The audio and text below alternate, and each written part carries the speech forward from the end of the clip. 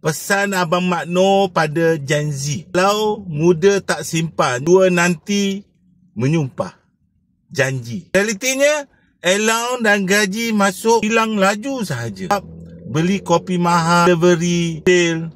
Tetapi simpanan zero. Abang Mak Noor pesan lagi, bukan tak ada duit, tapi tak ada disiplin. Solusinya, ubah cara simpan, itu simpan dalam emas. Simpan dalam akaun emas, Gap Public Gold, boleh bermula serendah RM100. Nilai emas kekal, duit tak bocor lagi. Bang Mak Noor juga cakap, mula sikit-sikit tak apa, asalkan mula.